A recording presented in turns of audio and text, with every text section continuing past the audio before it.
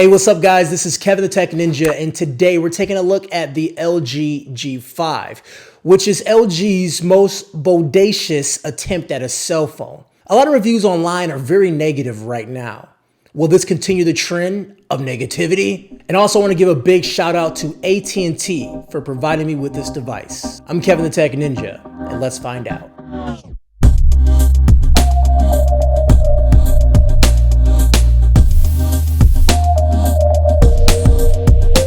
The LG G5 on paper is your typical flagship phone, and for 2016, any decent phone will be able to run Android OS and modern games without an issue. And this phone is no exception. Everything you throw at it is great. Day-to-day tasks, gaming, listening to music, yada yada yada, all that stuff runs fine.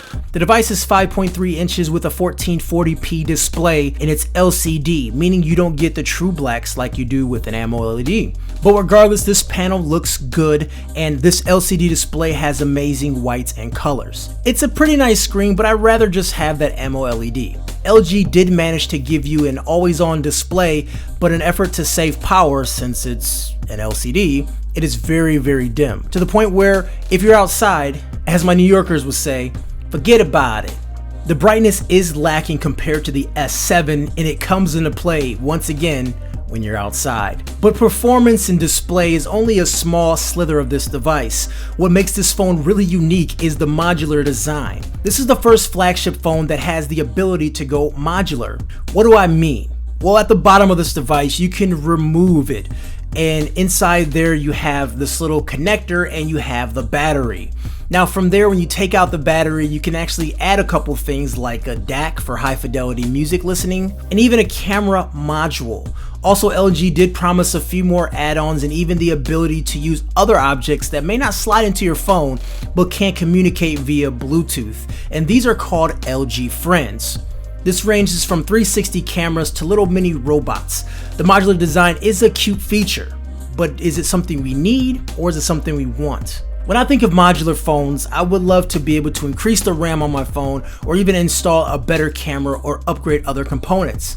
But no, you're limited to one-off situations, things you won't keep on your phone for a long time, as adding these modular units ruins the ergonomics of your phone. One website had the DAC installed and did a blind listen, and they couldn't even tell it apart. And when spending over $100 on a modular upgrade, you better be able to tell the difference. And since modularity is LG's main selling point, and to me it's not that great, can I really recommend this phone? Now for me, there's really nothing that excites me about it, and there's nothing that makes me want to go out and buy these extra add-ons. And quite frankly, this port is the reason we have such a small battery at 2800 milliamp, compared to the Galaxy S7 Edge, which has a 3600 milliamp battery. And it's not a thickness thing too, as the S7 Edge and the G5 form factor is very similar.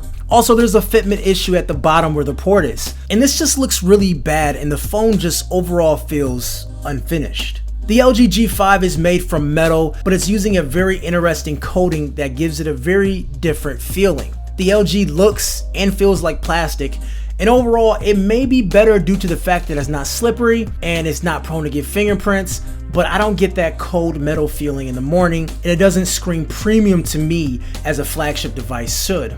Now, if you don't like the way this device looks, you can always install a skin from Dbrand. The Dbrand skin gives it a bit more texture, which really isn't needed, but overall you can really redesign your device to make it look a lot better than it does right now. Not to pile on the build problems, but when we go to the back, you'll find the power button, and this power button also doubles as a fingerprint scanner. This fingerprint scanner is really nice. It's actually super fast, one of the best things about the phone. But it's weird not having volume keys on the back but the power button there. It's sort of weird for me to have these buttons in two different locations, but that's a personal preference. But that's not the problem. The problem is actually the button feels loose, and I mean cheaply loose. It sort of jiggles a bit when you tap it, and it makes kind of this creaking sound as well. It just doesn't feel great at all. But I do give credit where it's due, and a big shout out to LG for giving us an SD card slot at the bottom. But where the G5 excels is with the camera. The G5 has an amazing camera. Images look great, the shutter is extremely fast, and it has full manual controls. Also, my favorite feature of the G5 is the super wide camera. Boom, look at that. And this thing can make anything look super cool. LG found a way to make the amazing G4 camera even better, and this is the first dual camera system that really utilizes both lenses perfectly. This camera, I think, is actually better than the S7 and iPhone. It's that good. Now, one thing missing, however, is the manual controls for video. It was on the V10, but not here, which is a bummer. LG has their own software on board, and it's a really dumbed down version of Android. There's no app drawers, boring themes, and horrible menu locations. You could toss on a launcher like Nova and put a bandage on the bleeding. Using it for about a week, I did notice some weirdness and also some jank here and there. And once again, this is another example of a manufacturer really trying to enhance Android, but actually does the reverse. So the real question is this phone horrible?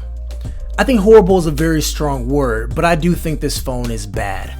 I mean, if you can get it for around $450 to $500, then I'd say go for it, but do not spend full price on this phone and don't ruin your upgrade getting this phone. Maybe next year LG will sort of retool things yet again. Overall, I think modular design is pretty cool, but I don't think LG did it correctly. Motorola is going to try it, so I want to see how they do it. If you want more information about the LG G5, hit the link down below. This review was very high level, and I'm leaving all the detailed information and specifications in the write-up down below. Thank you, and have a great day.